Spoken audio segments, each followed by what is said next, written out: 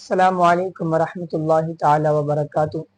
آج ہم شوال کے روزوں کی فضیلت، اس کی عظمت اور اس کے متعلق ضروری مسائل جانیں گے کہ اللہ تبارک و تعالی نے شوال کے روزوں میں کتنی فضیلت رکھی ہے اور آقا کریم صلی اللہ علیہ وسلم نے شوال کے روزوں کی کیسی فضیلت بیان کی ہے۔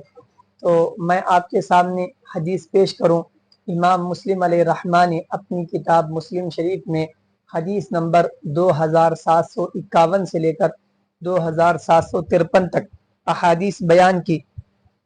آپ نے فرمایا عن ابی ایوب الانصاری رضی اللہ عنہ انہ حدثہ ان رسول اللہ صلی اللہ علیہ وسلم قال من صام رمضان ثم اتبعہ ستا من شوال کان کصیام الدہر، کہ حضرت ابو ایوب انصاری رضی اللہ عنہ سے مروی ہے کہ آپ نے حدیث بیان کی کہ اللہ کے رسول صلی اللہ علیہ وسلم نے فرمایا جس نے رمضان کے روزے رکھے پھر اس کے فوراً بعد شوال کے 6 روزے رکھے، کان کصیام الدہر، تو وہ پوری زندگی بھر کے روزے رکھنے کی طرح ہے۔ تو محترم سامعین، یہاں پر حضور علیہ السلام نے شوال کے روزوں کی فضیلت بیان کی، اور اس کے علاوہ بھی احادیث موجود ہیں جس میں حضور علیہ السلام نے فرمایا 6 روزے ایسے ہیں کہ جو انسان اس کو رکھتا ہے تو وہ گناہوں سے ایسے ہی پاک ہو جاتا ہے جیسے کہ ایک بچہ اپنی ماں کے پیٹ سے پیدا ہوتا ہے، جس طرح وہ گناہوں سے پاک ہوتا ہے ویسے ہی وہ بندہ بھی گناہوں سے پاک ہو جاتا ہے۔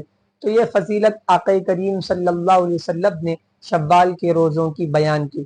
اب آپ یہ جان لیں کہ روزے 3 طرح کے ہوتے ہیں، ایک فرض، ایک واجب اور ایک ہے سنت اور نفل۔ اب چونکہ رمضان کے روزے یہ انسان کے اوپر فرض تھے، اور منت جو انسان اپنی کسی کام کے پورے ہونے پر مانگتا ہے کہ اگر میرا فلاں کام پورا ہو جائے تو میں روزہ رکھوں گا، تو یہ روزے اس کے اوپر واجب ہوتے ہیں۔ اور رہے نفلی اور سنت روزے تو وہ یہی شوال کے روزے ہیں۔ اس کے متعلق میں آپ کے سامنے ایک دلیل پیش کروں، یہ ہے احیاء العلوم۔ امام غزالی علیہ رحمہ نفلی روزوں کے متعلق بیان فرماتے ہیں کہ نفلی روزے اور ان میں وظائف کی ترتیب فرماتے ہیں، جان لیجئے کہ فضیلت والے دنوں میں روزوں کا مستحب ہونا مؤکد ہے، اور فضیلت والے دنوں میں بعض سال میں ایک بار، بعض ہر مہینے میں اور بعض ہر ہفتے میں پائے جاتے ہیں۔ تو یہاں پر امام غزالی علیہ رحمہ نے فرمایا کہ فضیلت والے مہینوں میں روزہ رکھنا یہ مستحب ہے، اور اس کی جو استحباب ہے یہ مؤکد ہے، اور فرمایا کہ سال میں بعض مہینے فضیلت والے ہوتے ہیں، بعض دن ہوتے ہیں، اور بعض جو ہیں اوقات بھی فضیلت والے ہوتے ہیں۔ تو محترم سامعین، اب شوال چونکہ یہ فضیلت والے مہینوں میں سے ہی ہے تو اس میں مسلمان روزے رکھتے ہیں، جیسا کہ امام غزالی فرماتے ہیں صفحہ نمبر 721 پر کہ فضیلت و حرمت والے مہینے، اس میں آپ نے ذی الحجہ اور محرم الحرام، رجب المرجب، شعبان المعظم، اور حرمت والے مہینوں میں بھی آپ نے ذی القعدہ، ذی الحجہ اور محرم الحرام اور رجب المرجب کو گنایا۔ پھر آخر میں آپ نے چلتے چلتے کہا کہ شوال المکرم حج کے مہینوں میں سے ہے لیکن حرمت والے مہینوں میں سے نہیں، جبکہ محرم الحرام اور رجب المرجب حرمت والے مہینوں میں سے تو ہے لیکن حج کے مہینوں میں سے نہیں ہے۔ چونکہ شوال یہ حج کے مہینوں میں سے آتا ہے تو اس کے متعلق امام غزالی علیہ رحمہ نے فرمایا کہ فضیلت، اور تو محترم سامعین، یہاں سے ہمیں بات معلوم ہوئی کہ شوال کے روزے رکھنا، اور چونکہ شوال یہ فضیلت والے مہینوں میں سے ہے تو اس میں روزے رکھنا مستحب ہے، اور یہ نفلی روزے ہیں۔ جب ہمیں یہ چیز معلوم ہو گئی کہ شوال کے روزے نفلی روزے ہیں تو ہمیں بھی اس بات کا لحاظ رکھنا چاہیے کہ اس کی ترتیب کیا ہوگی اور اس کے متعلق مسائل کیا ہیں۔ کیا عید الفطر کے فوراً بعد سے یہ روزے شروع ہوں گے، یا یہ کہ عید الفطر کے 2 یا 3 دن چھوڑ کر بھی ہم یہ روزے رکھ سکتے ہیں، اور یہ کہ یہ جو 6 روزے ہیں کیا لگاتار ان 6 روزوں کو رکھا جائے گا، یا ایک آج رکھیں تو پھر 2 یا 3 دن چھوڑ کر پھر دوسرا رکھیں، اس طرح بھی یہ روزے رکھنا جائز ہے۔ تو ان مسائل کے متعلق میں آپ کے سامنے حوالہ پیش کروں، رد المحتار۔ اس میں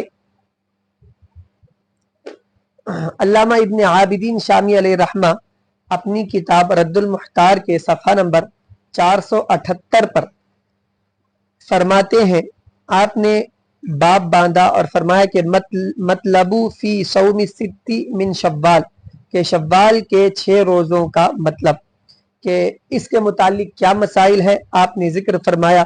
فرماتے ہیں کہ ان صوم الستتی بعد الفطر متتابعۃ، کہ 6 روزے عید الفطر کے بعد لگاتار رکھے جائیں گے۔ منہم من کریہہ، اور بعض حضرات نے اس کو مکروہ بتایا ہے کہ عید کے فوراً بعد یہ روزے رکھنا، بعض حضرات نے اس کو مکروہ بتایا۔ اور آخر میں مختار مذہب فرماتے ہیں کہ والمختار انہ لا بأس لأن الکراہۃ انما کانت لأنہ لا یؤمن من ان یعد ذلك من رمضان فیکون تشبیہا بالنصارى۔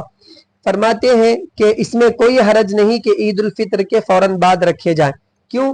لأن الکراہۃ، اس لیے کہ کراہت بے شک وہ اس وقت ہوگی اگر وہ محفوظ نہ ہو۔ لأنہ، اس لیے کہ وہ یعنی وہ روزے لا یؤمن محفوظ نہیں ہے، من ان اس طور پر کہ ان یعد ذالک کہ اس کو شمار کیا جائے، من رمضان رمضان سے ہی، فیکون تشبیہا بالنصارى تو پھر وہ نصرانیوں سے تشبیہ ہو جائے گی۔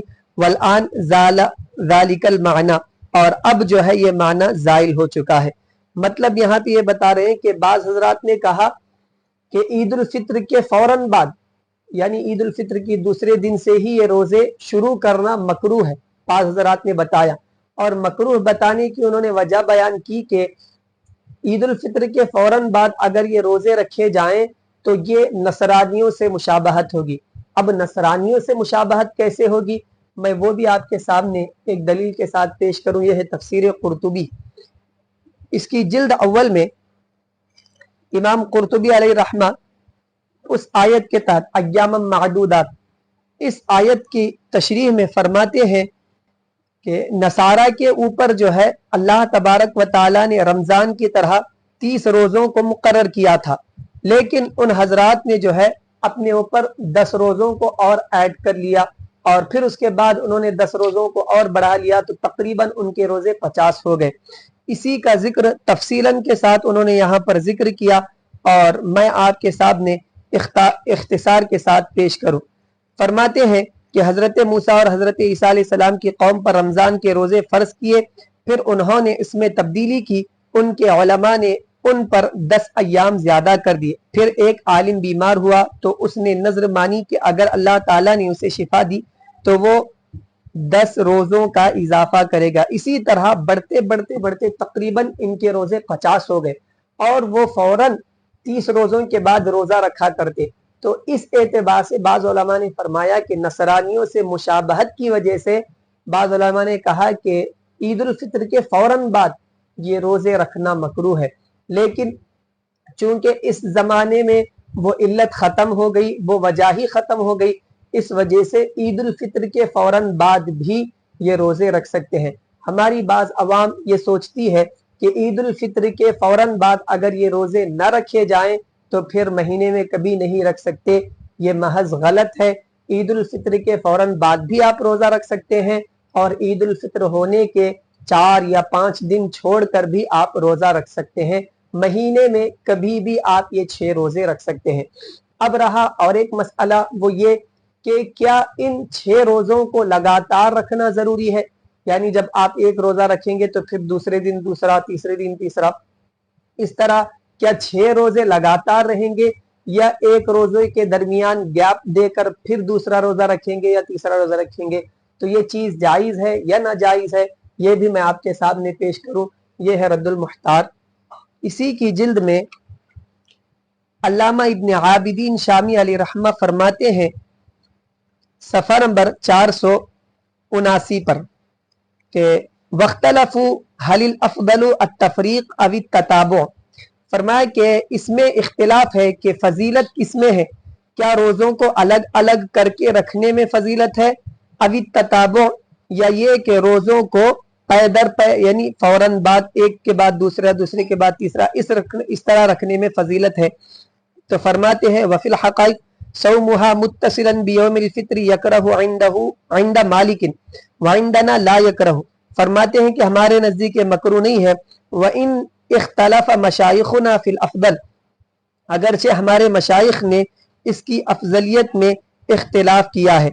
आगे फरमाते वल मुख्तारु ला बअस बिही, यानी वान अबी यूसुफ अन्नहु करिहहु मुतताबियान, इमाम अबू यूसुफ ने उसको पैदर पर रखने से मकरू बताया। वल मुख्तार ला बअस बिही, और मुख्तार ये है कि यानी पसंदीदा मजहब ये है कि इसमें कोई कराहत नहीं है। यहाँ पर इन्होंने कहा कि अगर कोई उन रोजों को लगातार रखना चाहे तो भी रख सकता है, और अगर एक रोजा रख कर फिर उसमें 2 दिन या 3 दिन गैप करके फिर दूसरा रोजा रखना चाहे तो भी रख सकता है। इस तरह लगातार भी ये रोजों को रखा जा सकता है, और अलग अलग करके भी एक महीने में कभी भी इन 6 रोजों को मुकम्मल किया जा सकता है। अब चूंकि ईद उल फित्र जुमेरात को आई और उसके बाद फौरन जुमा आया, तो बाज़ हज़रात ने पूछा कि क्या जुमा के दिन नफली रोजा हो जाएगा या नहीं होगा, तो मैं आपके सामने वो भी पेश कर दूं। जुमा के दिन नफली रोजा रखना कैसा है, इसके बारे में कि जुमा के दिन नफली रोजा रखना कैसा है, हदीस की रोशनी में जिक्र करते हैं कि हुजूर अलैहिस्सलाम ने फरमाया कि रातों में से जुमा की रात को क़ियाम के लिए और दिनों में जुमा के दिन को रोजे के लिए खास ना करो। हाँ, कोई किसी किस्म का रोजा रखता था और जुमा का दिन रोजे में वाक़े हो गया तो हरज नहीं। मतलब ये कि अगर कोई पीछे से रोजे रखते हुए आ रहा है और बीच में जुमा पड़ गया नफली रोजों में, तब भी उसका रोजा हो जाएगा, मकरू नहीं होगा। अब नीचे कहते हैं बुखारी और मुस्लिम, तिरमिजी, नसाई, इब्ने माजा, इब्ने खुजैमा कुतुब अहादीस का इन्होंने हवाला जिक्र किया और फरमाया कि जुमा के दिन कोई रोजा न रखे मगर इस सूरत में कि उसके पहले या बाद एक दिन और रोजा रखे। तो यहाँ पर फरमाया कि जुमा से पहले एक रोजा रखे तो जुमा का रोजा हो जाएगा, और अगर जुमा से पहले नहीं रखा बल्कि जुमा के बाद रखा तब भी उसका रोजा हो जाएगा। शर्त यह है कि जुमा से पहले या बाद में कोई रोजा मिला ले। और फरमाते हैं जुमा का दिन ईद है, लिहाजा ईद के दिन को रोजा का दिन न करो मगर ये कि उसके कब्ल या बाद रोजा रखो। तो यहाँ पर यह बात वाज़ेह हो गई कि जुमा के दिन, खासकर जुमा के दिन रोजा रखना मकरूह है, लेकिन अगर आप जुमा के दिन रोजा रखकर फिर हफ्ते के दिन भी रोजा रखने वाले हैं तो तब आपका रोजा सही होगा और आपका रोजा मुकम्मल होगा। और ये जो मकरूह बताया गया है जुमा के दिन रोजा रखना, ये एक इल्लत की वजह से, वो ये कि चूंकि जुमा ये ईद उल मुमिनीन है तो इसलिए ईद के दिन रोजा रखना मकरूह है। तो इस एतबार से कहा कि या तो पहले दिन जुमा के मिला ले, यानी जुमेरात के दिन रोजा रखे फिर जुमा रखे, या ये कि जुमा रख कर फिर हफ्ते के दिन रोजा रखे। तो चूंकि इस साल जो शव्वाल के रोजे शुरू हुए वो जुमा से शुरू हुए, तो जुमा के दिन अगर किसी ने रोजा रखा है तो फिर वो हफ्ते के दिन भी रोजा रखेगा। तो ये तमाम मसाइल थे जिनसे बात वाज़ेह हो गई। अल्लाह की बारगाह में दुआ है कि हम तमाम को सही मसाइल जानकर उस पर अमल करने की तौफीक अता फरमाए। अस्सलामु अलैकुम व रहमतुल्लाहि व बरकातुहू।